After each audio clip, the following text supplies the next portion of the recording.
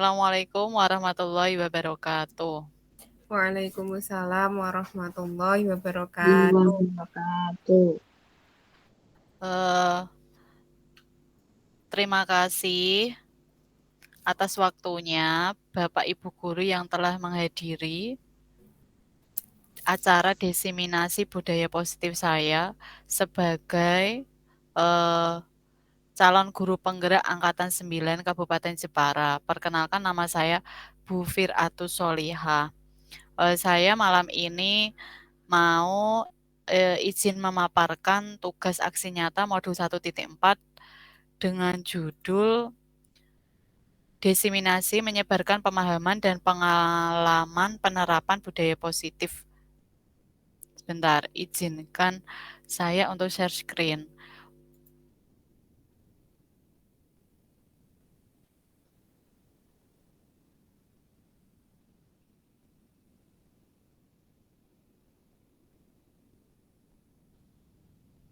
Sudah kelihatan?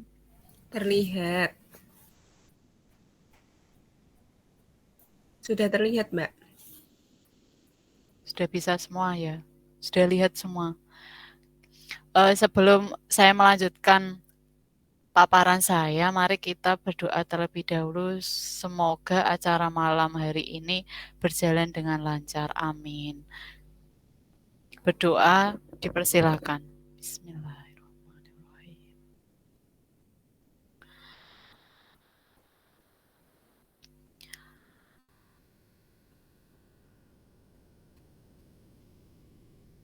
Aksi nyata modul 1.4 diseminasi menyebarkan pemahaman dan pengalaman penerapan budaya positif oleh Firatus Solihah, SPD, calon guru penggerak Angkatan 9 Kabupaten Jepara.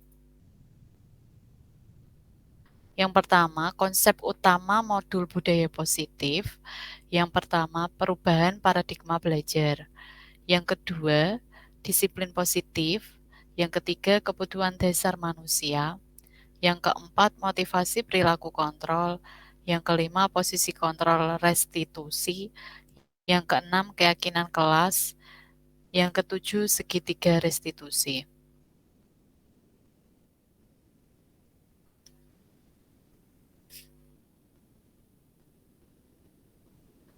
Pembelajaran dengan paradigma baru. Artinya, pembelajaran paradigma baru merupakan pembelajaran yang berorientasi pada penguatan kompetensi dan pengembangan karakter yang sesuai dengan profil pelajar Pancasila. Sebagaimana kita ketahui, profil pelajar Pancasila yang pertama, beriman, bertakwa kepada Tuhan Yang Maha Esa dan berakhlak mulia. Yang kedua, berkebinekaan global. Yang ketiga, bergotong royong. Yang keempat, kreatif. Yang kelima, bernalar kritis. Dan yang keenam, mandiri.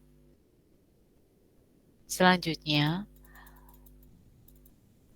tentang disiplin positif. Apa arti disiplin? Bu Eliana, apakah itu disiplin, Bu?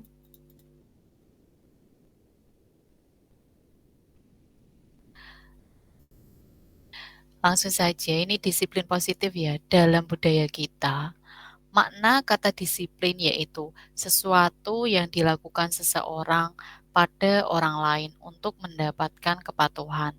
Kita cenderung menghubungkan kata disiplin dengan ketidaknyamanan.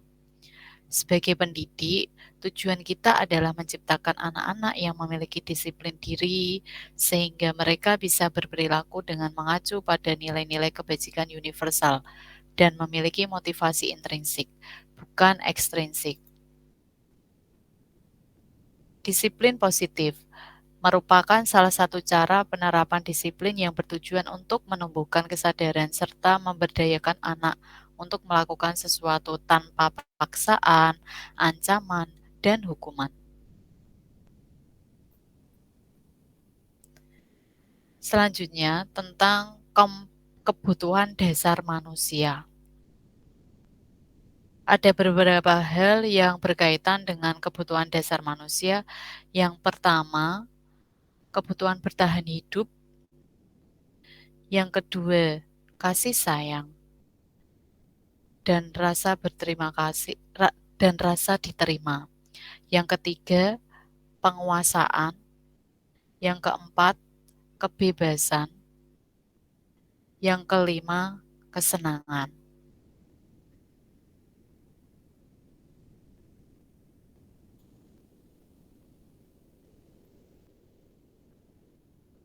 Kebutuhan bertahan hidup. Kebutuhan bertahan hidup itu meliputi kesehatan, rumah, makanan. Artinya, kebutuhan bertahan hidup atau survival adalah kebutuhan yang bersifat fisiologis. Untuk bertahan hidup, misalnya kesehatan, rumah, dan makanan. Kebutuhan biologis sebagai bagian dari proses reproduksi termasuk kebutuhan untuk tetap bertahan hidup. Komponen psikologis pada kebutuhan ini meliputi kebutuhan akan perasaan aman dan kebutuhan untuk bertahan hidup. Yang kedua, kebutuhan kasih sayang dan rasa diterima. Kebutuhan ini ada dan 3 kebutuhan berikutnya adalah kebutuhan psikologis. Kebutuhan untuk disayangi dan diterima meliputi kebutuhan akan hubungan dan koneksi sosial. Kebutuhan untuk memberikan dan menerima kasih sayang dan kebutuhan untuk merasa menjadi bagian dari suatu kelompok. Kebutuhan ini juga meliputi keinginan untuk tetap terhubung dengan orang lain, seperti teman, keluarga, pasangan hidup, teman kerja, binatang peliharaan, dan kelompok di mana kita tergabung. Anak-anak yang memiliki kebutuhan dasar kasih sayang dan rasa diterima yang tinggi biasanya ingin disukai dan diterima oleh lingkungannya. Mereka juga akrab dengan orang tuanya. Biasanya mereka belajar karena suka pada gurunya. Bagi mereka, teman sebaya sangatlah penting. Mereka juga biasanya suka bekerja dalam kelompok.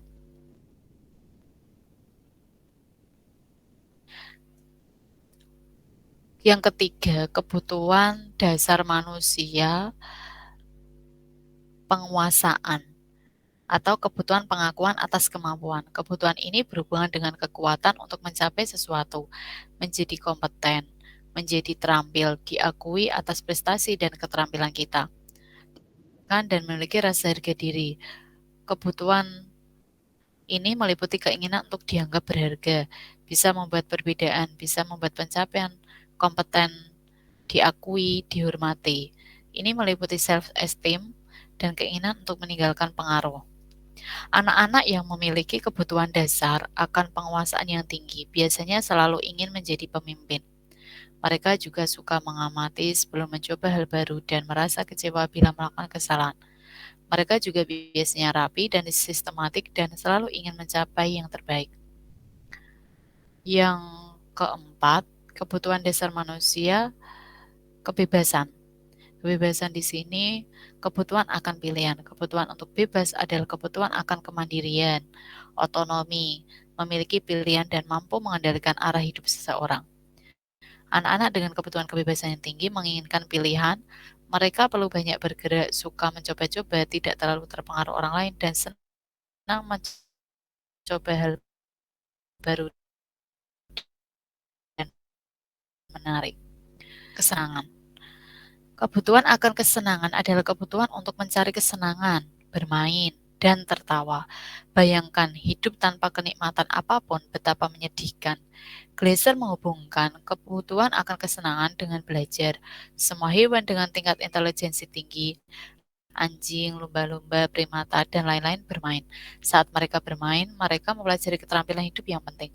Manusia tidak berbeda. Anak-anak dengan kebutuhan dasar kesenangan yang tinggi biasanya ingin menikmati apa yang dilakukan. Mereka juga bisa berkonsentrasi tinggi saat mengerjakan hal yang disenangi. Mereka suka permainan dan suka mengoleksi barang, suka bergurau, suka melucu, dan juga menggemaskan. Bahkan saat mereka bertingkah laku buruk, mereka masih terlihat lucu. Dalam kasus di atas, bila Doni menjawab bahwa ia melakukan karena iseng aja dan ia menikmati ekspresi wajah teman-temannya. Selanjutnya,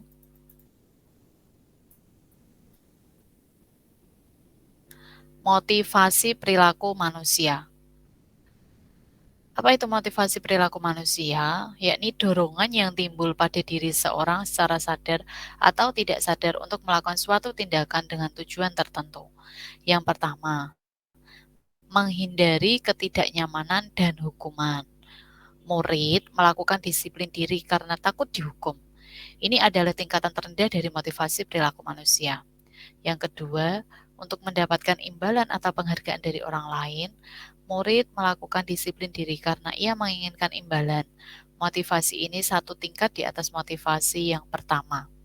Yang ketiga, untuk menjadi orang yang mereka inginkan dan menghargai diri sendiri dengan nilai-nilai yang mereka percaya. Murid melakukan disiplin diri karena sadar akan nilai kebajikan. Ini adalah motivasi yang akan membuat seorang memiliki disiplin positif. Selanjutnya, konsep disiplin dengan identitas gagal. Yang pertama tentang hukuman. Hukuman itu meliputi hal yang menyakitkan, tidak nyaman, Apa? murid takut, Ini apa? memaksa, murid Ya, 5 sampai 7.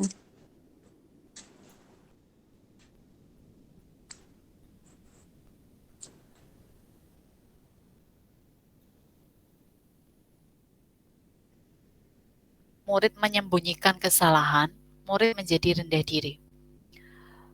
Konsep disiplin selanjutnya yakni penghargaan. Penghargaan di sini meliputi apa saja? Yang pertama, tidak efektif, merusak hubungan, mematikan kreativitas, menghukum dengan sistem ranking, merampas hak menghargai dirinya. Konsep disiplin selanjutnya yakni konsekuensi. Konsekuensinya meliputi penguatan jangka pendek, perlu monitoring berkelanjutan, stimulus respon, murid menghormati peraturan, kehilangan waktu untuk mengurangi kesalahan. Terus konsep disiplin selanjutnya yakni restitusi. Murid bertanggung jawab atas perilakunya, fokus pada pemecahan masalah jangka panjang. Murid menghormati dirinya dan orang lain. Teori kontrol, dirinya memegang kontrol. Murid bersemangat dan memperbaiki kesalahan.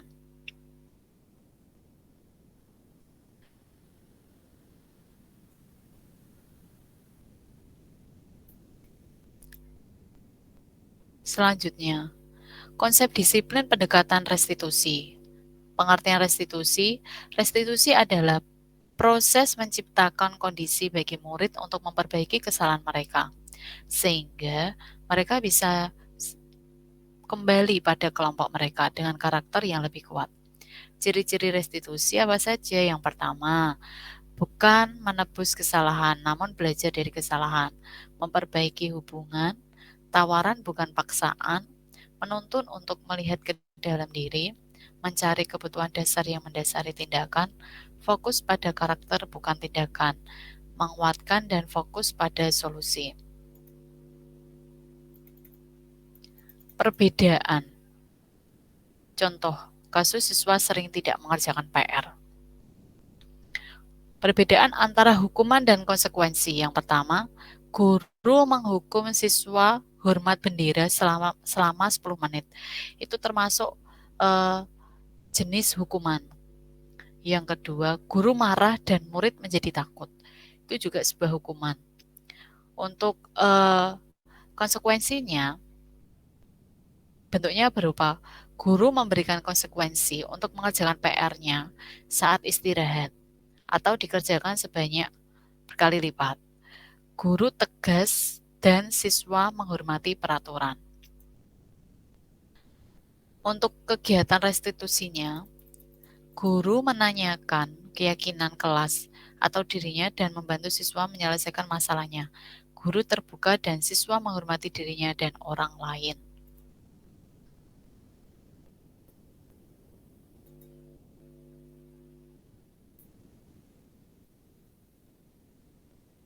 Untuk 5 posisi kontrol restitusi. Yang pertama, penghukum. Nah, ini contohnya penghukum. biasanya kita itu kalau tidak sengaja itu sering kali sikap kita itu secara nggak sadar itu kita menghukum siswa yang misalnya mereka tidak disiplin atau kurang disiplin. Membuat merasa bersalah, anaknya merasa bersalah, ini memposisikan kita guru sebagai teman.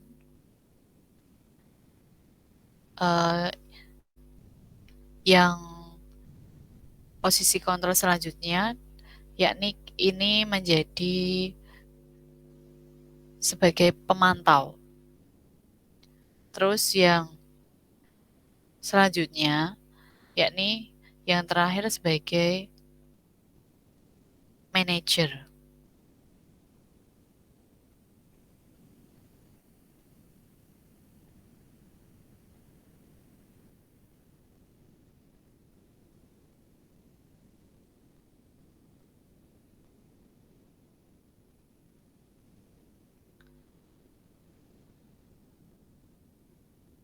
Untuk tentang restitusi ini,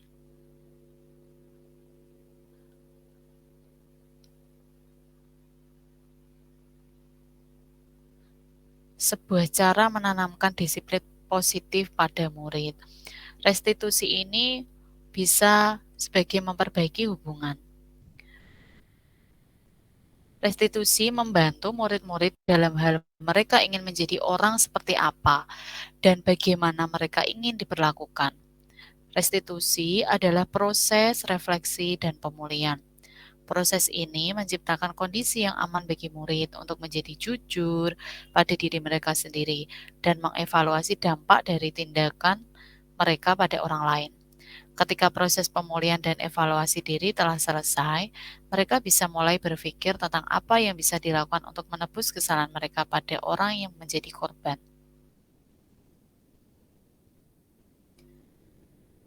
Restitusi bukan untuk menebus kesalahan, namun untuk belajar dari kesalahan. Bagaimana aplikasinya? Dalam restitusi, ketika murid berbuat salah, guru tidak mengarahkan untuk menebus kesalahan dengan membayar sejumlah uang, memperbaiki kerugian yang timbul, atau sekedar minta maaf. Karena kalau fokusnya ke sana, maka murid yang berbuat salah akan fokus pada tindakan untuk menebus kesalahan dan menghindari ketidaknyamanan yang bersifat eksternal, bukannya pada upaya perbaikan diri yang lebih bersifat internal. Biasanya setelah menebus kesalahan, orang yang berbuat salah akan merasa sudah selesai dengan situasi itu sehingga merasa lega dan seolah-olah kesalahan tidak pernah terjadi. Terkadang bisa juga muncul perasaan ingin balas dendam. Bila orang yang berbuat salah sebetulnya merasa tidak rela harus melakukan sesuatu untuk menebus kesalahannya. Kalau tindakan untuk menebus kesalahan dipahami sebagai hukuman, maka mungkin mereka berpikir untuk membuat situasinya menjadi impas. Pembalasan seperti ini akan berdampak jangka panjang karena konfliknya akan tetap ada. Menebus kesalahan itu tidak salah, namun biasanya tidak membuat kita menjadi pribadi yang lebih kuat. Restitusi sebenarnya juga meliputi usaha untuk menebus kesalahan, tetapi sebaiknya merupakan inisiatif dari murid yang melakukan kesalahan. Proses pemulihan akan terjadi bila ada keinginan dari murid yang berbuat salah untuk melakukan sesuatu yang menunjukkan rasa penyesalannya.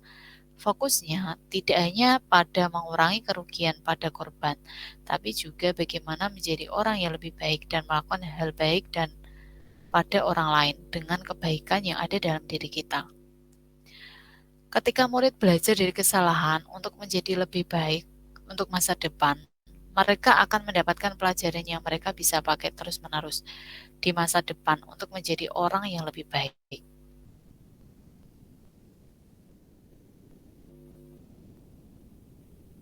Restitusi adalah tawaran, bukan paksaan. Restitusi yang dipaksa bukanlah restitusi yang sebenarnya, tapi konsekuensi. Bila guru memaksa proses restitusi, maka murid akan bertanya, apa yang akan terjadi kalau saya tidak melakukannya? Misalnya, mereka sebenarnya tidak suka konsekuensi yang guru sarankan. Mereka mungkin akan setuju dan akan melakukannya. Tapi karena mereka menghindar ketidaknyamanan atau menghindari kehilangan kebebasan atau diasingkan dari kelompok, mereka akan percaya atau kalau mereka menyakiti orang, maka mereka juga tersakiti. Maka mereka pikir itu impas. Seorang anak yang memukul temannya akan mengatakan, kamu boleh pukul aku balik, biar impas. Nah, memaksa melakukan restitusi bertentangan dengan perkembangan moral, yaitu kebebasan untuk membuat pilihan.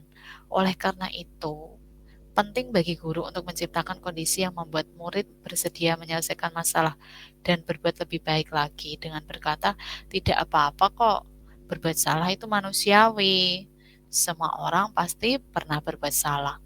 Pembicaraan ini bersifat tawaran, bukan paksaan.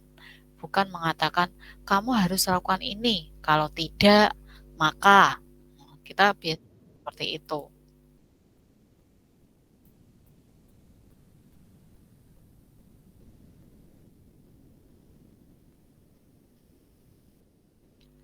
Dalam proses restitusi, kita akan melihat adanya ketidakselarasan antara tindakan murid yang berbuat salah dan keyakinan mereka tentang orang seperti apa yang mereka inginkan. Untuk membimbing proses pemulihan diri, guru bisa bertanya pada mereka, kamu ingin menjadi orang seperti apa? Nah, itu restitusi menuntut untuk melihat ke dalam diri. Kamu akan terlihat, terdengar, dan terasa seperti apa kalau kamu sudah menjadi orang yang seperti itu? Apa yang kamu percaya tentang bagaimana orang harus melakukan orang lain? Bagaimana kamu mau diperlakukan ketika kamu berbuat salah? Apa nilai yang diajarkan keluargamu tentang hal ini? Apakah kamu memegang nilai ini? Kalau tidak, lalu apa yang kamu percaya? Kita tidak ingin menciptakan rasa bersalah pada diri anak dengan bertanya seperti itu. Kalau guru melihat rasa bersalah di wajah murid, maka guru harus cepat-cepat mengatakan, tidak apa-apa kok berbuat salah. Biasanya Bu Eli seperti itu apa tidak, Bu? Sering. Yang dikatakan bagaimana? Apakah selalu mengatakan, tidak apa-apa kok berbuat salah? Pernah nggak? Pernah. Sebentar. Tidak apa-apa kok berbuat salah. Bu guru juga pernah melakukan hal seperti itu. Kadang saya seperti itu, Bu. Oh iya, baik. Bagus itu Bu Eli, sudah bisa memberikan atau menuntun pada diri anak tersebut supaya dia tidak merasa bersalah. Iya.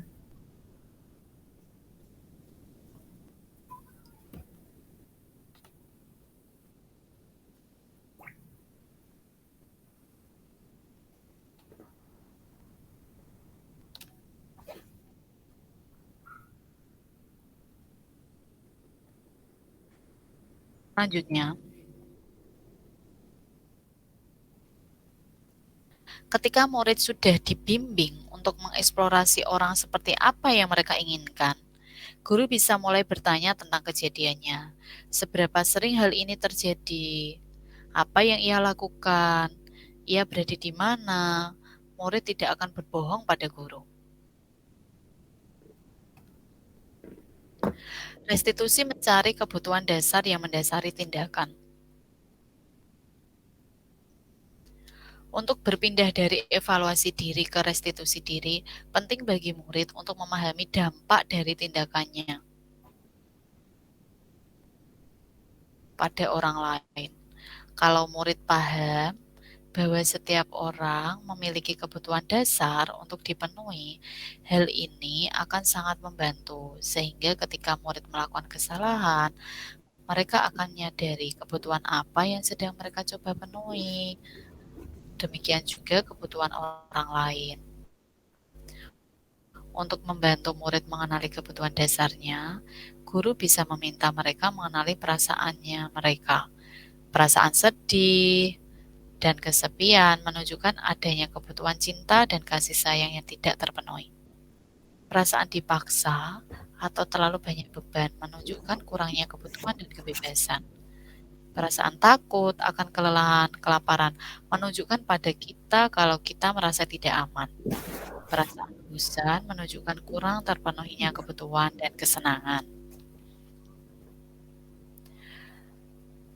Restitusi diri adalah cara yang paling baik. Dalam restitusi diri, murid belajar untuk mengubah kebiasaan dari kecenderungan untuk mengomentari orang lain menjadi mengomentari diri sendiri. Itu menurut Dr. William Glasser menyatakan, orang yang bahagia akan mengevaluasi diri sendiri. Orang yang tidak bahagia akan mengevaluasi orang lain. Ketika murid bisa melakukan restitusi diri, maka dia akan bisa mengontrol dirinya dengan lebih baik, dengan tujuan yang lebih baik pula. 3 tahap evaluasi diri. Yang pertama, saya tidak suka cara saya berbicara padamu. Kedua, kesalahan yang saya lakukan adalah saya sebenarnya punya informasi yang kamu butuhkan. Saya lelah dan saya bicara terlalu cepat. Saya tidak jelas menyampaikan apa yang saya inginkan. Pemahaman saya berbeda dengan pemahamanmu. 3. Besok lagi saya akan menyampaikan informasi yang saya punya dan kamu butuhkan. Saya akan bicara lebih lambat.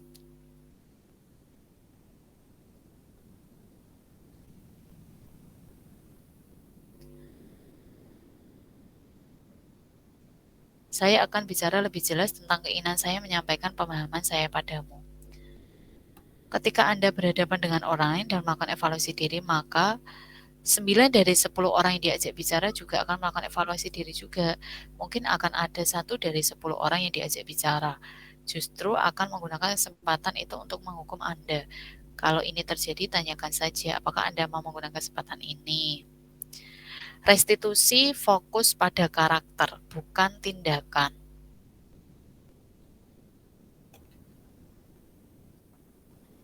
Dalam proses restitusi diri, maka murid akan menyadari dia sedang menjadi orang seperti apa. Yang itu adalah menunjukkan fokus pada penguatan karakter. Ketika guru membimbing murid untuk penguatan karakter, guru akan mengatakan, Ibu atau Bapak tidak terlalu mempermasalahkan apa yang kamu lakukan hari ini. Tetapi mari kita bicara tentang apa yang kamu lakukan besok. Kamu bisa saja minta maaf, tapi orang akan lebih suka mendengar apa yang kamu lakukan dengan lebih baik lagi. Ini saya perluas lagi, Bu, untuk restitusinya. Jadi restitusi itu sangat lebih detail dalam kita menghadapi siswa kita ketika siswa kita itu belum melakukan disiplin positif. Restitusi menguatkan. Bisakah momen ketika murid melakukan kesalahan menjadi sebuah momen yang baik? Jawabnya bagaimana, Bu? Bisa. Bisakah momen ketika murid melakukan kesalahan menjadi sebuah momen yang baik? Bisa. Bisa karena dari kesalahan tersebut murid Belum bisa dengar. Bu Eli belum dengar. apa? Bisa, Bu. Sudah terdengar suaranya. Tidak kedengaran, Bu. Duh, apakah sudah bisa terdengar? Halo? Masih belum dengar. Ini padahal sudah.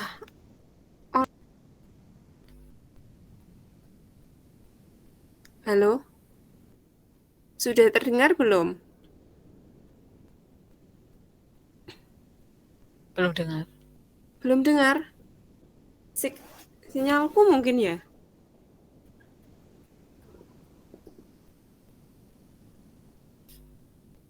Saya ketik di chat aja ya. Bu Eli belum dengar. Saya lanjutkan ya. Ya. Jawabnya tentu bisa, benar. Asalkan ia bisa belajar dari kesalahan itu. Apa maksud dari kalimat kita bisa lebih kuat setelah kita belajar dari kesalahan? Lebih kuat di sini maksudnya bukan menekan perasaan kita dalam-dalam. Kuat di sini artinya menyadari apa yang bisa murid ubah dan murid benar-benar mengubahnya. Guru bisa bertanya, apa yang dapat kamu ubah dari diri sendiri? Bagaimana kamu akan berubah?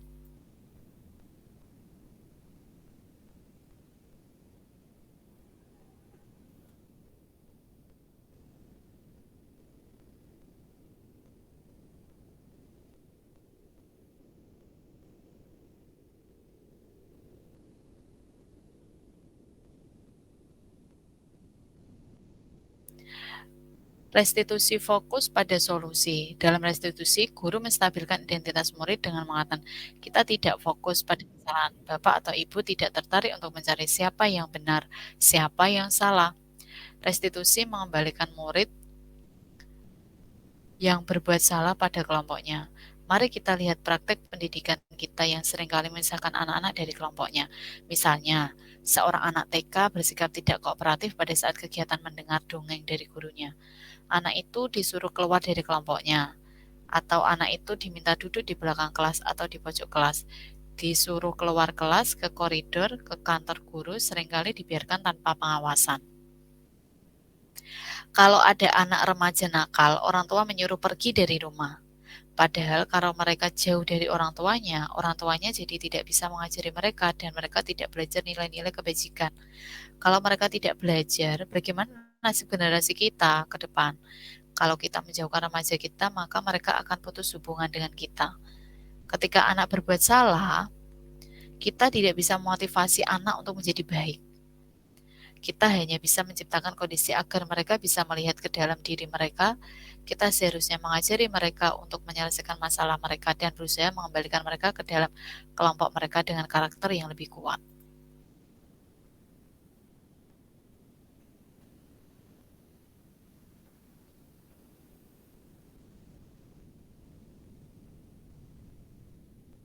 Selanjutnya,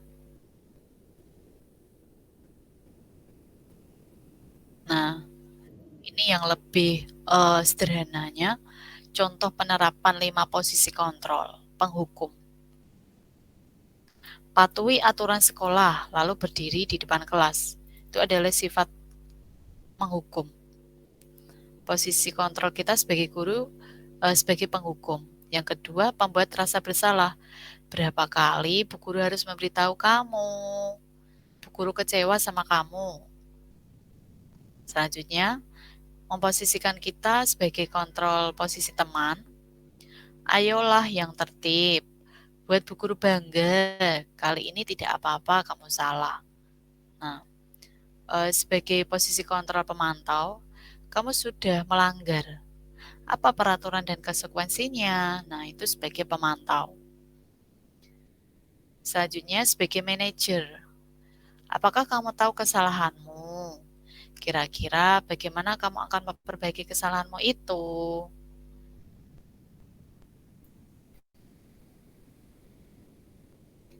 Keyakinan kelas, selanjutnya mengapa keyakinan kelas? Mengapa tidak peraturan saja? Mengapa kita mempunyai peraturan tentang penggunaan helm pada saat mengendarai kendaraan roda motor? Mengapa Bu Eli?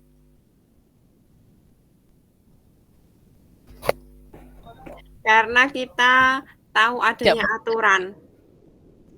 mungkin ada mic-nya ya, Aduh, sebentar tak ambil headset. ya bermasalah. Kita lanjutkan dulu.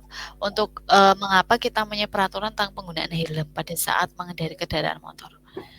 Karena kita saat di jalan, helm itu bisa melindungi kita.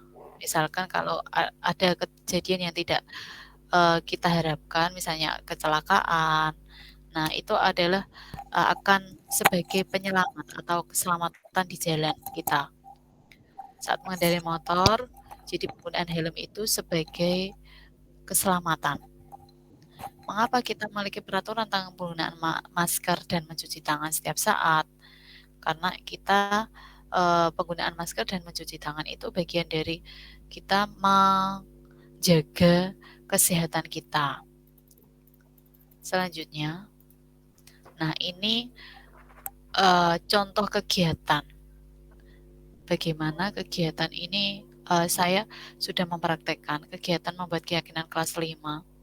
Itu yang pertama peserta didik itu sebelum membacakan keyakinan mereka, peserta didik saya ajak untuk berdiskusi. Kira-kira keyakinan apa saja yang ingin kalian miliki atau kalian ingin seperti apa? Nah, itu saya tawarkan kepada mereka untuk membuat masing-masing siswa itu membuat satu keyakinan. dan ditulis di post-it, kemudian mereka saya minta untuk bacakan di depan kelas, biar semuanya tahu, teman-temannya juga tahu, kita sebagai guru melihat atau memantau hasil dari tulisan anak-anak tersebut. Misalkan ada yang kurang tepat, kita bisa meluruskan dan merevisinya. Setelah mereka membuat, mereka akan tahu dan membaca di depan itu mereka lebih tahu, oh saya harus seperti ini, seperti itu. Kemudian setelah membaca, kemudian mereka menempelkan keyakinan kelas di papan tulis atau di situ, sementara saya itu buat di kertas asturo. Nah, nanti setelah terkumpul semua itu nanti saya buat dalam bentuk poster. Jadi anak-anak nanti lebih jelas melihat beberapa keyakinan yang telah mereka buat dalam bentuk poster.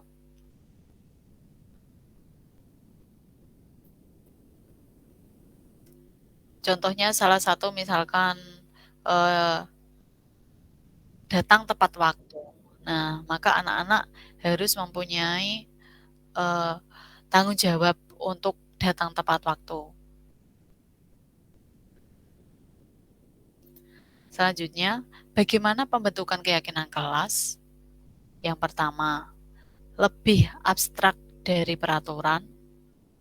Yang kedua, berupa pernyataan universal. Yang ketiga, dibuat dalam bentuk positif. Yang keempat, sedikit saja akan mudah diingat. Yang kelima, sesuai dengan kondisi kelas dan sekolah agar mudah diterapkan.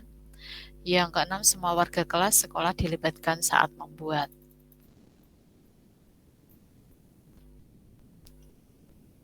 Untuk segitiga restitusi,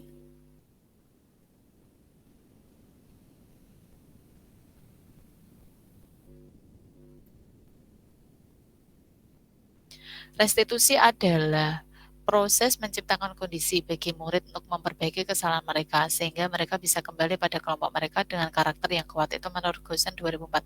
Tadi sudah saya jelaskan di sebelumnya. Jadi ini untuk gambaran segitiga restitusi itu ada validasi tindakan yang salah.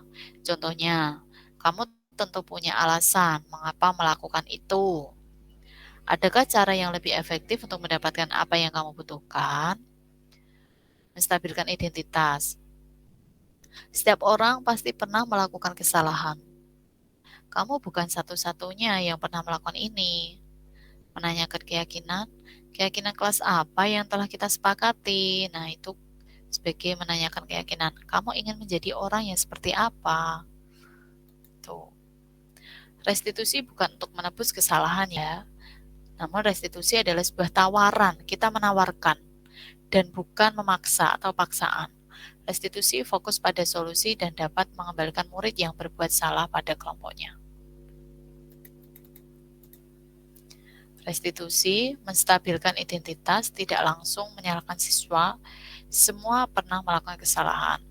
Validasi tindakan yang salah atau alasannya. Alasan dia melakukan tindakan yang salah. Yang ketiga, menanyakan keyakinan dari kesalahan siswa memperbaiki kesalahan, untuk memperbaiki kesalahan. Skenario kasus. Contohnya, di pagi hari yang cerah, aktivitas rutin yang dilakukan murid kelas 5 sebelum pelajaran dimulai, melaksanakan doa bersama. Jadwal pelajaran jam pertama yakni matematika. Bu Fira ingin membahas PR matematika. Namun ada satu siswa bernama Haira tidak mengerjakan tugas PR matematikanya. Kemudian Bu Fira menanyakan alasan mengapa dia tidak mengerjakan tugasnya. Adakah yang bisa menganalisis dari kasus ini? Silakan. Halo, terdengar Bu? Kalau kita sebagai guru, memposisikan sebagai guru, melihat salah satu murid kita yang tidak mengerjakan PR, ini salah satu contohnya. Apa yang kita lakukan biasanya, Bu?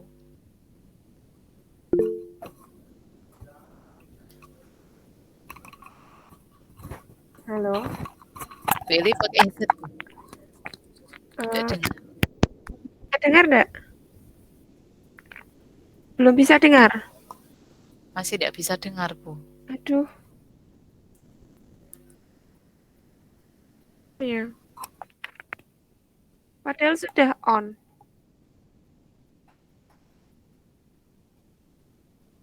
Dari Bu Asih menyuruh Siswa dengan PR di luar kelas. mungkin mikrofonnya Mbak itu Mbak Vira. Setuju menyuruh mengerjakan PR di luar kelas, Bu.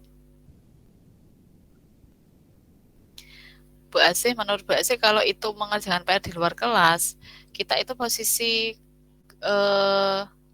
kontrol posisi guru sebagai apa Bu kalau menyuruh mengerjakan di luar kelas? Bu Eli belum bisa ya Bu suaranya? Pakai cat aja Bu. Iya, penghukum. Jadi tadi kalau menurut Bu Asih, dia itu Bu Asih memposisikan sebagai penghukum ya Bu, kalau menyuruh mengerjakan PR di luar kelas. Ada lagi yang lain mungkin?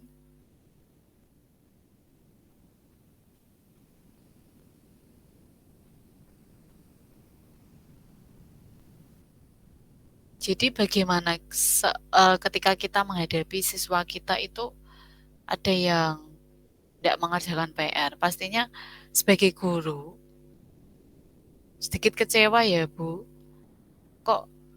Kenapa kok nggak mengerjakan PR? Berarti anak tersebut tidak belajar malamnya. Nah, biasanya seperti itu. Dalam materi restitusi ini, saya itu berpikir kita itu berarti dalam mendalami materi restitusi ini, kita itu sebagai guru itu lebih ke mengetahui pendekatan emosional ke anak. Jadi kita berusaha mendekati secara emosional. Artinya pada saat siswa itu melakukan kesalahan sekecil apapun, kita sebagai guru itu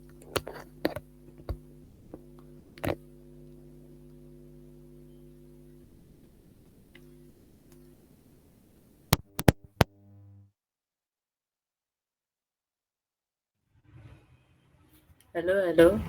Jelas, Bu. Bu Eli Mbak coba. Vira, halo. Terdengar? Ya, headset saya. Aduh. Oke.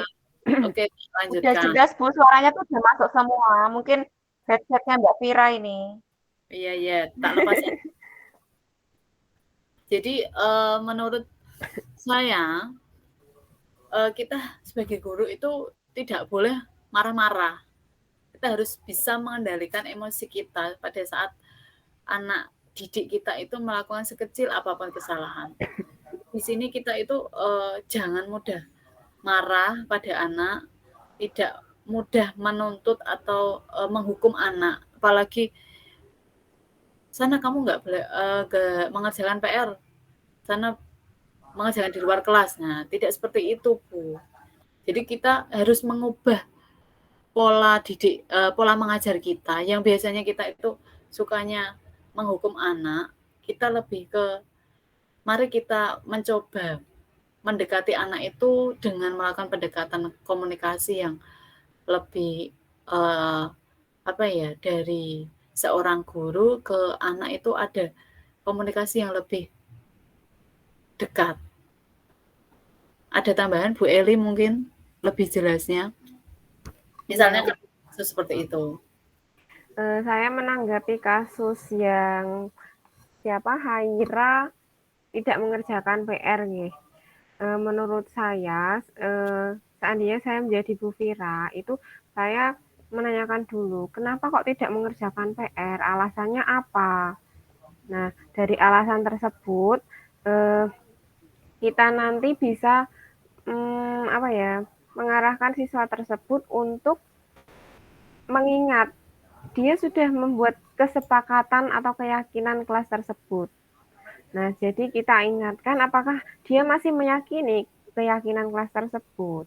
Nah, jika dia sudah meyakini, maka ya mungkin dia akan memperbaiki kesalahannya tersebut. Seperti itu sih, Bu. Benar. Mungkin Bu Juli pernah ada pengalaman yang bisa kita buat sharing di sini, kasus yang pernah Bu Juli temui saat mengajar di kelas? Biasanya Ada, Bu. menghadapi Di anaknya kelas kan begitu. ngajar di kelas 2. Nah, itu masih ada yang membacanya itu masih kurang lancar. Ada juga yang sudah bisa mengerti huruf, tapi kalau untuk menyambung kata itu masih kesulitan. Seperti itu. Artinya saya harus berusaha untuk bisa ngejar anak ini dengan mengadakan tambahan kayak belajar membaca untuk anak-anak tersebut. Kalau untuk mengerjakan PR ya banyak yang sering lupa juga seperti itu. Terus Namanya biasanya anak-anak kadang kan ya begitu juga sifat anak yang muncul. iya, nah terus bagaimana pengalaman Bu Juli saat mengatasi anaknya yang suka tidak mengerjakan PR?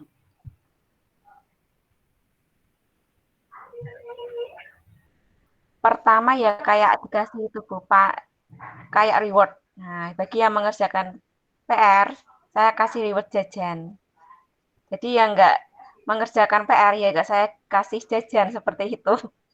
Ini untuk menarik anak aja buat mereka tuh mau ada semangatnya untuk mengerjakan PR seperti itu. Saya kasih reward. Kadang saya kasih bintang. Kalau nggak gitu, ya seperti itu Bu. Nanti kayak ada papan bintang gitu loh Bu. Kalau mereka kerjakan PR, bintangnya semakin tambah. Kalau mereka nanti semakin semangat, saya tambah kasih jajan seperti itu. Bu Juli kelas berapa, toh? Kelas 3. Kelas 3 kan sifat anak-anaknya masih muncul Ya, seperti masih itu ya. kelas rendah deh. Iya.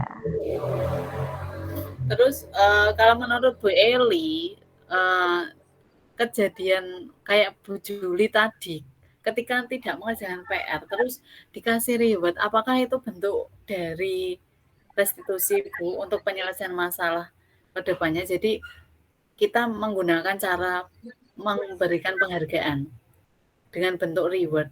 Apakah itu tepat bagi anak kita? Kalau menurut saya, kalau sesekali sih boleh.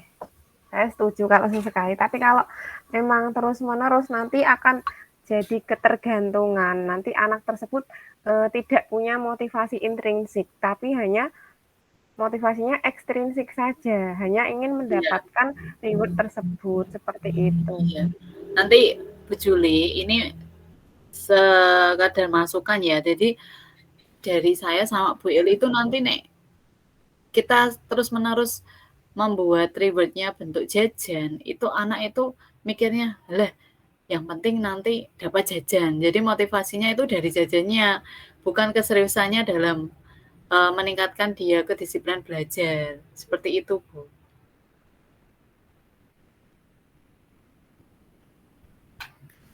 Tapi saya juga pernah melakukan, tapi ya sesekali, tidak sering. Ya, boleh kalau sesekali ya Bu Eli. Kalau Iya. keseringan juga nanti juga gurunya harus jajan terus. Setiap hari harus siap jajan ke sekolah demi anak-anak. Coba saya lanjutkan lagi, ini untuk analisis kasusnya. Nah, ini Bu, contoh kegiatan restitusinya, menstabilkan identitas. Ketika Bu Fira mewawancarai dengan Mbak Haira. Assalamualaikum Mbak Haira, apa kabar? Seperti itu. Waalaikumsalam, baik Bu. Nah, ini Bu Eli memposisikan sebagai Mbak Haira ya. Oke.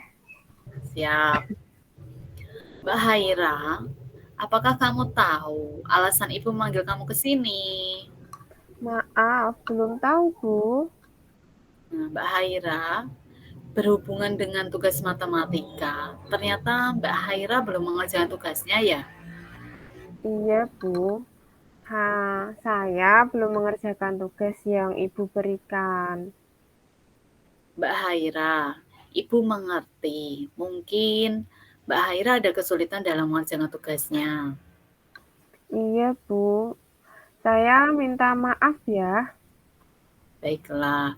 Nah, dari sini kita bisa menstabilkan identitas anak tersebut. Di sini yakni kita memberikan pernyataan. Caranya itu apa namanya? Mengkonfirmasi ya, Bu ya, atau lebih ke mengkonfirmasi ulang apakah benar. Nah, apakah kamu tahu alasan ibu memanggil kamu? Jadi anak itu dipanggil dengan tanpa ada teman-temannya di kelas, jadi dipanggil sendiri untuk mengkonfirmasi apakah dia benar-benar tidak mengerjakan tugasnya. Seperti itu. Selanjutnya, memvalidasi tindakan yang salah. Mbak Haira pasti punya alasan mengapa belum mengerjakan tugas dari ibu ya. Jawabannya Mbak Haira. Iya, Bu. Sebab kalau pulang sekolah, saya harus jagain adik yang masih kecil. Karena Ibu belum pulang kerja. Jadi susah buat belajar. Adakah solusi supaya Mbak Haira itu tetap bisa menjaga adik dan tetap bisa mengerjakan tugas sekolahnya? Sebenarnya bisa saja sih, Bu. Dengan saya membagi waktu ketika sambil menjaga adik. Nah, itu Mbak Haira tahu solusinya. Jadi apa yang harus ditingkatkan? Motivasi dan semangat yang kuat untuk tetap bisa belajar dan mengerjakan semua tugas sekolah. Betul. Nah, dari validasi tindakan yang salah ini, kita bisa mengamati, kita bisa menanyai alasan. Pasti punya alasan anak tersebut tidak mengerjakan tugasnya. Alasannya di sini dia menjawab, memberikan alasan kalau pulang sekolah dia itu harus jagain adiknya yang masih kecil. Jadi mungkin salah satu penyebabnya anak tersebut jadi tidak mengerjakan PR-nya. Terus ditanyai juga dari gurunya, bagaimana solusinya? Nah, ditawarkan, kita sebagai guru menawarkan solusinya dan anak tersebut bisa menjawabnya, solusinya. Solusi apa yang bisa kamu cari dengan tetap bisa menjaga adik dan tetap mengerjakan tugas. Jadi antara menjaga adik dan tetap menjaga tugasnya itu, mengerjakan tugasnya itu bisa dikerjakan. Nah, si anak mencoba, dia mencari solusinya sendiri dengan cara membagi waktunya ketika sambil menjaga adik. Mungkin menjaga adiknya nanti sampai tidur atau sampai menunggu ibunya pulang. Setelah itu dia langsung mengerjakan PR. Iya. Nah, itu Mbak Haira tahu solusinya. Jadi sebelum kita sebagai guru itu memberikan solusi, kita coba menawarkan solusinya. Jadi anak itu berpikir, oh kalau saya punya kesalahan seperti ini, saya harus seperti ini. Nah, seperti itu. Jadi membuat anak itu dia memberikan menanamkan benalar kritis ya Bu. Jadi anak itu dia mencari solusinya dari masalahnya tadi. Terus selanjutnya, nah jadi selanjutnya kita ke menanyakan keyakinan. Dari Bu Vira, Mbak Haira masih ingat tidak ya waktu awal pembelajaran kita membuat keyakinan kelas bersama? Keyakinan kelas apa yang sudah disepakati? Ingat, Bu, keyakinan kelas bahwa setiap murid harus mengerjakan tugas tepat waktu. Dan kalau ada kesulitan, boleh tanya ibu atau teman sejawat yang mengerti tentang tugasnya. Nah, Ibu yakin Mbak Haira dapat mempraktekkan keyakinan kelas kita dengan baik ya? Siap, Bu, insya Allah bisa. Jadi menurut Mbak Haira, solusi untuk Mbak Haira bagaimana agar bisa mengejar ketertinggalan tugas matematikanya? Kalau diberi kesempatan, saya akan memperbaiki tugas-tugas saya yang kurang, Bu. Pasti Ibu akan memberikan kesempatan dan kalau ada kesulitan, Mbak Haira bisa tanyakan pada bu guru ataupun temannya. Nah, dari sini menanyakan keyakinan, anak tersebut kita coba diingatkan kembali bahwasanya, kita pernah membuat keyakinan bersama kalau tidak mengerjakan PR atau, eee, dia membuat keyakinan yang telah kita sepakati itu bahwasanya kalau ada tugas itu harus dikerjakan tepat waktu. Artinya kalau anak sudah mempunyai keyakinan seperti itu, maka dia secara otomatis dia berusaha tanggung jawab dengan tugasnya. Dan jika dia ada kesulitan, dia juga bisa tanya pada bu gurunya, bisa juga tanya kepada temannya. Tapi terkadang di lingkungan, anak didik kita itu bukan tanya jawabannya, tapi langsung mencontek dari temannya, mencontek PR-nya. Nah, itu kita bisa, meluruskan atau memberikan arahan yang positif kepada anak didik kita. Jadi setelah kita mengetahui alasan-alasan kenapa dia melakukan, tidak mengerjakan PR-nya ataupun tugas yang lainnya, nah kita mencoba mengkonfirmasi, memberikan penguatan, memberikan tawaran atau solusi, dan mengingatkan kembali keyakinan yang telah dibuat oleh anak tersebut. Jadi, setelah dia ingat, maka dia akan, eee, menyadari bahwa dia harus menyelesaikan tugas-tugasnya dengan baik, dan itu adalah menunjukkan anak yang sudah, eee, kita menanamkan Tanggung jawab. menanamkan tanggung jawab pada anak. Nah, itu salah satu contoh dari kegiatan restitusi kita, Bu, bisa kita praktekkan pada anak didik kita. Nanti kalau kita menemukan masalah di kelas itu, jangan langsung menghukumnya, gitu. Nah, ini pasti Ibu akan memberikan kesempatan. Baiklah, Mbak Haira, sudah selesai. Nah, seperti itu. Ini contoh kegiatan restitusi saya. Yakni yang pertama kita harus menstabilkan identitas dulu. Yang kedua, memvalidasi tindakan yang salah. Yang ketiga, menanyakan kembali keyakinan kelas.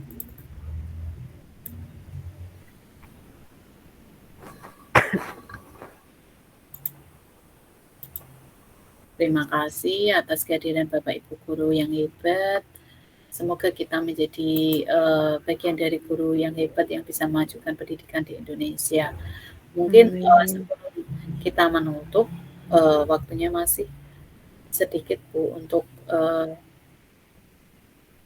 Sharing. 5 menit ya, 5 menit sampai 10 menit sharing ya dari mungkin masalah-masalah yang lain yang mungkin bisa kita sharing di sini atau tadi yang mungkin masih ada yang perlu ditanyakan, kita juga bisa sharing di sini. Ibu, saya mau tanya. Ya, sharing sih. Ketika saya membuat keyakinan kelas atau kesepakatan kelas, itu masih ada sanksi-sanksi yang ketika kita melanggar kesepakatan kelas tersebut, apakah itu diperbolehkan atau sebaiknya tidak usah ada sanksi ya, Bu? Kalau menurut saya itu untuk memberikan anak-anak itu nanti bisa melakukan keyakinan kelasnya dengan bertanggung jawab itu kita juga boleh memberikan sanksi. Asal sanksinya itu nanti jangan terkesan untuk sanksi yang lebih menghukum, Bu, tapi sanksi yang kita arahkan ke yang positif. Jadi memberikan keyakinan dia itu untuk supaya dia itu membuat apa ya, misalnya kesalahan itu memberikan efek jera seperti itu kan, Bu. Iya. Misalkan kalau saya yang di kelas saya itu ada sanksinya seperti ini. Kalau dia tidak mengerjakan PR atau gaduh di kelasnya, itu saya beri sanksi membuat satu karangan, boleh puisi, boleh cerita, itu gimana menurut Ibu? Diperbolehkan atau memang seharusnya tidak usah ada sanksi? Kalau menurut saya selama itu sanksi itu kita arah ke positif, Bu, itu diperbolehkan. Karena juga tadi misalnya membuat puisi atau membuat karya tulis itu kan memberikan Iya. anak juga apa ya, dia bukan lebih ke sanksi yang fisik itu loh, Bu, misalnya lari ke Iya. lapangan seperti itu kan tidak Iya sih. diperbolehkan. Saya Jika menghukum itu tidak boleh. Tapi kalau kita memberikan ke arahan yang positif dan dia nanti juga sesuai dengan minat mereka, nah itu nanti kan juga akan memberikan dampak yang positif bagi anak tersebut. Iya, maksud saya kan ya nanti kan bisa buat untuk mengisi mading kelas misalnya kan seperti itu. Ya, itu juga bagus, Bu, untuk penguatan literasi mereka. Jadi Iya. pembendaraan kata mereka itu melalui karya tulis, puisi atau cerpen seperti itu. Oke, terima kasih, Bu. Sama-sama Bu Eli. Ada lagi, Bu?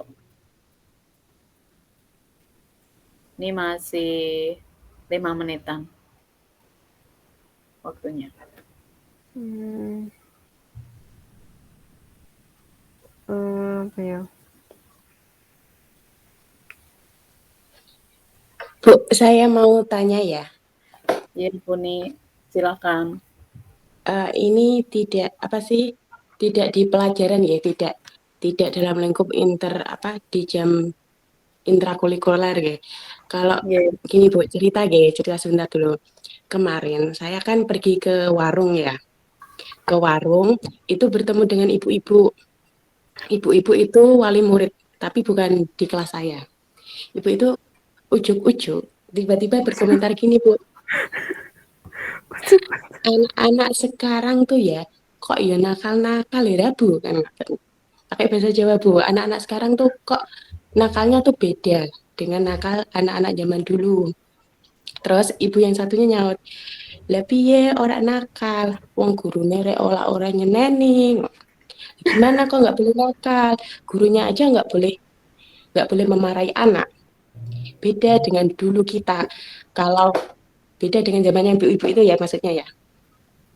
Kalau kalau dulu ketika gurunya datang ke kelas, anak-anak itu sudah takut dan dalam artian mereka sudah siap untuk belajar. Tapi dibandingkan dengan masa yang sekarang, kalau ada guru mau masuk kelas pun, ada beberapa anak-anak yang belum siap untuk belajar dan bahkan masih di luar kelas. Nah, itu kan kita misalnya dari teori ibu ini ya, dari teori posisi kontrol. Ya. Yang diharapkan kita kan sebagai manajer, tapi ternyata di pandangan masyarakat itu ternyata posisi kontrol guru sekarang itu tidak kuat, tidak sekuat posisi kontrol guru dulu sebagai penghukum. Dan outputnya menurut ibu-ibu tadi itu lebih baik yang guru sebagai penghukum. Nah, di sini saya cuma mau tanya sama Bu Vira, bagaimana pandangan Bu Vira mengenai komentar ibu-ibu tersebut? Terima kasih. Baik Bu Ni, terima kasih atas sharing pengalamannya. Nah, coba kita pahami bersama ya Bu ya. Memang untuk guru yang sekarang, kalau kita memposisikan sebagai penghukum yang lebih ke arah kekerasan, itu nanti yang ada itu sekarang lapor Bu. Banyak nanti kejadian iya, jadi gurunya itu malah dilaporkan atau malah jadi ancaman bagi guru. Kan sudah ada banyak kasus ya Bu. Anaknya nanti jalan juga, wah nanti Bu guru itu mau saya jahilin misalkan. Nah jadi selain memberikan negatif pada anak, anak-anak sekarang itu pengaruh dari gadget kan luar biasa, Bu. Jadi Iya. mereka menurut saya penanaman karakter yang kuat itu tidak selamanya harus melalui kekerasan. Kita bisa melalui dengan jalan yang lebih halus, artinya memperlakukan mereka lebih halus, bukan kerasan. Kalau sudah anak keras, kita kerasin, nanti yang ada mereka berontak. Karena karakter anak-anak sekarang itu bukan karakter yang seperti kita dulu, Bu, masa kecil. Jadi kita dulu itu kalau ketemu gurunya nggih, salim, Bu, seperti itu. Kalau sekarang kadang ketemu gurunya jalan, halo Bu. Hai, Bu Vira, dadah. Jadi saya juga, kita sebagai guru milenial sekarang itu lebih ke bagaimana ya, mempelajari dengan kurikulum yang baru, kurikulum merdeka. Merdeka juga memerdekakan anak. Tidak boleh kita apa namanya Mbak Eli? Memaksa. Mbak Eli? Iya, memaksa atau mengungkung anak harus nurut kita seperti apa. Kan tidak boleh seperti itu, Bu. Iya. Kita tugasnya menuntun anak sesuai dengan kodrat mereka masing-masing, dengan kita tetap berpedoman pada tadi, Bu, menanamkan karakter ya, nilai-nilai profesional Pancasila. Karena tidak apa ya, Bu, ya, untuk penanaman karakter itu tidak hanya dari gurunya, tapi dari keluarganya kan juga harus terbentuk, Bu. Mungkin dari ibunya, iya, di rumah itu mereka diajarkan sopan santun, diajarkan untuk mereka tidak membantah pada orang tuanya, seperti itu. Jadi kita kan sebagai guru di sekolah mengajarnya cuma paling maksimal berapa? 5 jam. 6 jam seperti itu kan belum sampai bisa, iya, maksimal untuk mendidik anak didik kita. Kita hanya ya berusaha semaksimal mungkin mengamalkan ilmu kita, mengarahkan anak didik kita supaya menjadi anak-anak yang berkarakter, anak-anak yang menguasai iptek, seperti itu, Bu. Bu Vira, semoga Bu Nikmah kalau mau menanggapi. Sampun Bu Eli, monggo. Saya mau tanya juga sih tentang karakter ini. Tadi pada saat segitiga restitusi, kita kan sebentar. Kita kan sudah menstabilkan identitas. Misalnya seperti ini. Nah, setiap orang pasti pernah melakukan kesalahan. Nah, saya tuh aslinya takut dengan kalimat itu. Takutnya bagaimana? Takutnya nanti anak seperti mensepelekan. Misal tadi tidak mengerjakan PR. Nah, takutnya itu anak beranggapan, halah, bu guru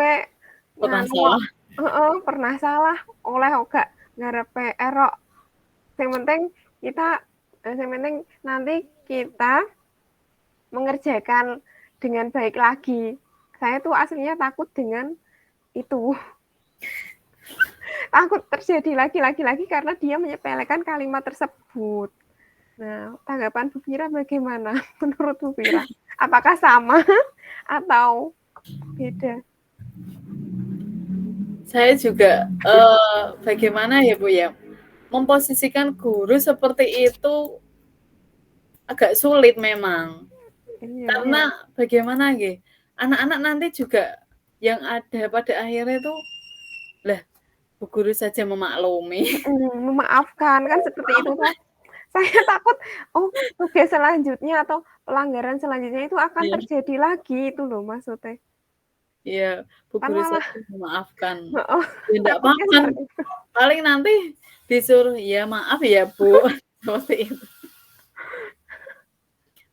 Tapi kita kan berusaha ya, Bu, ya. Maksudnya di sini berusaha yang asalnya kita itu sebagai guru ya udah, memang nek ada anak yang salah, sana kerjakan di luar, atau sana kerjakan di belakang, kan seperti itu. Atau Kayak tidak boleh masuk otomatis. sekolah.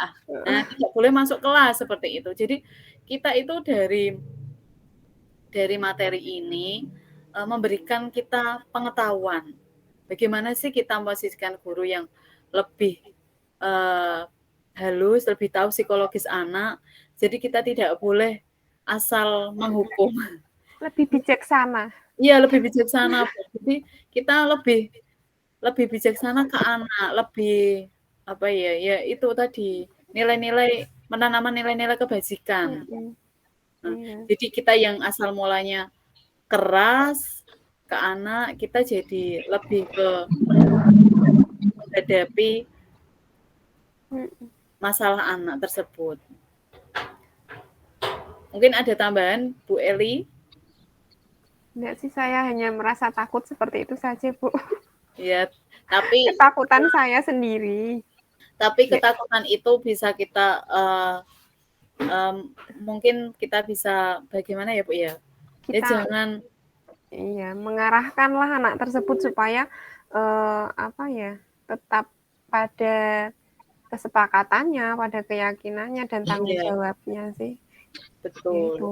Jadi kita jangan takut dulu Bu, seperti itu. Jadi kita kembalikan, niat kita kan mengembalikan kesalahan anak itu kembali ke keyakinannya mereka yang telah mereka sepakati. Jadi menanamkan mereka kembali untuk mengembalikan mereka untuk ke jalur yang tanggung jawab pada dirinya, seperti itu Bu. Iya sih, ya jujur dari awal memang saya pas melihat restitusi ini, kok seperti ini aku itu takut langsung. Untuk prakteknya langsung pasti nanti menghadapi sesuatu yang anaknya pasti udah maaf, ya sudah seperti itu ya Bu ya. Iya, takutnya kan nanti mesti maaf ketek. Iya. Kalau sebagai penghukum kan pasti dia jerah kan seperti itu. Iya, tapi tidak ada salahnya nek menurut saya itu kita juga musikan juga sesekali kita sebagai penghukum. Karena kalau kita selalu halus terus, nanti anak juga tidak punya rasa bagaimana ya? Dimaafkan kok seperti itu loh Bu tadi. Seperti menyepelekan kita kan sebagai guru. Jadi sekali juga kita sebagai penghukum Bu Nikma, tidak ada salahnya kita juga nanti memberikan efek jera pada anak, tapi tetap dengan cara-cara yang bijak seperti itu. Oke Bu. Bu tanya satu lagi ya? Ya, boleh. Lanjut Mas. Boleh. Gini, bolehkah kita sebagai guru menakut-nakuti dalam hal mau melaporkan ke orang tua? Misalnya ya, kamu nggak mengerjakan, kamu nggak nulis, nanti tak WA loh ibumu, gitu boleh nggak ya Bu? Ngancam. Di sisi lain kita kan harus ada koordinasi, ada kerjasama dengan orang tua murid ya Bu? Iya. Boleh nggak kita mengancam anak seperti itu Bu, untuk menyadarkannya? Itu posisinya saya juga pegang HP Bu, supaya siswanya supaya percaya Bu. Mendalami peran. Iya Bu. Kadang saja itu Bu, saya juga pernah bukan langsung WA, malah langsung tak video. Iya, saya juga pernah. Iya pernah Bu. Semua pernah. Tak kirimkan orang tua. Itu kan pernah. Maksud kita kan menakut-nakuti ya kan? Iya. Berarti itu masuk posisi kontrol apa? Penghukum ya?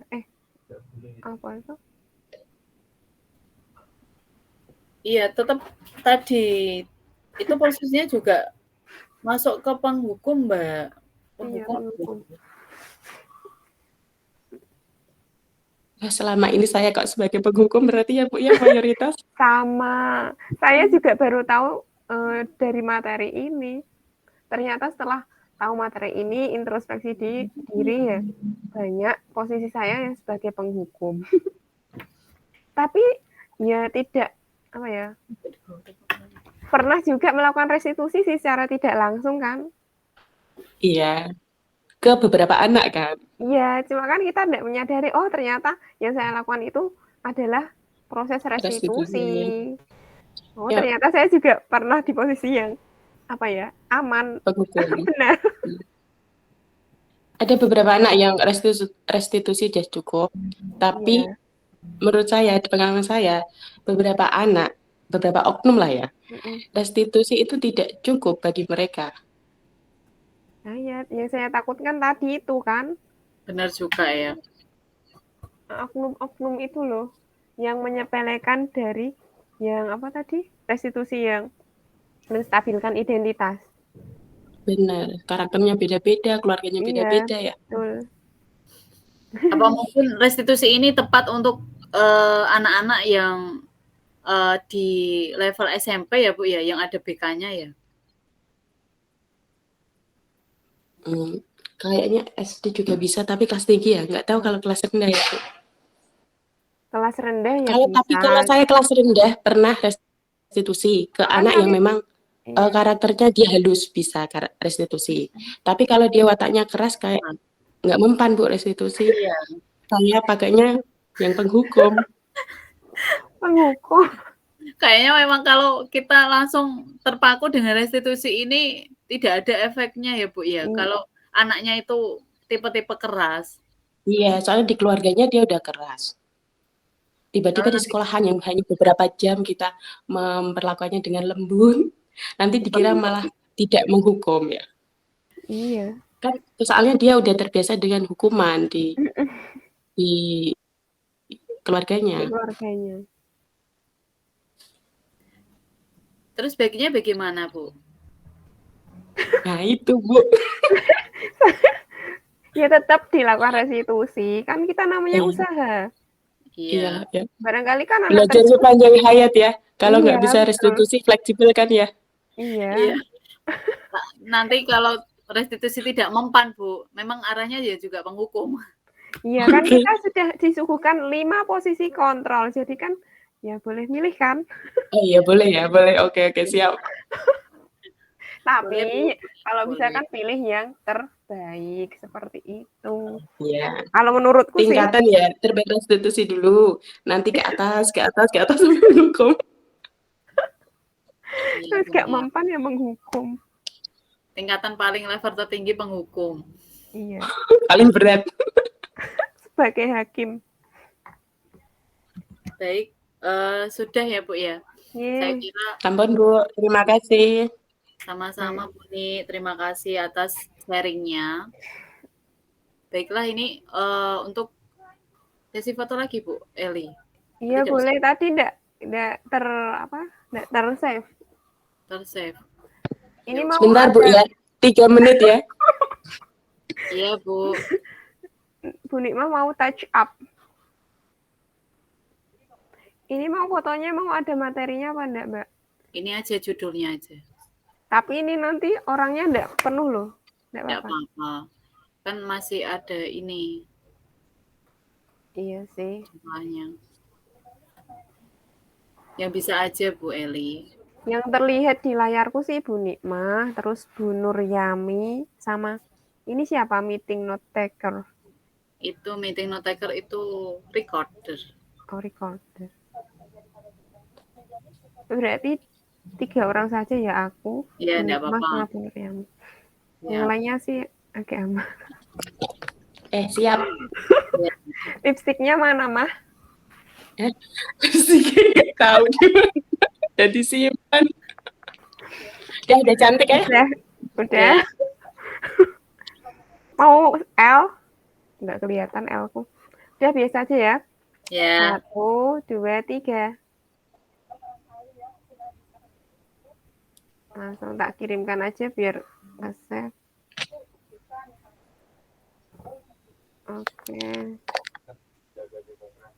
Oke, makasih Bu. Oke, sama-sama Mbak Vira. Baiklah, demikian paparan dari diskusi kita, tentang diseminasi menyebarkan pemahaman dan pengalaman penerapan budaya positif dari saya, Firatus Solihah. Semoga memberikan manfaat bagi Bapak Ibu guru yang mengikuti diskusi pada malam hari ini. Amin. Mohon maaf jika ada kata yang kurang tepat, kehilafan, kekurangan saya dalam memberikan pemaparan. Saya mohon maaf ya, Bu. Sama-sama, Bu. Saya juga minta maaf. Terima kasih atas waktunya. Wabillahi taufiq walhidayah. Wassalamualaikum warahmatullahi wabarakatuh.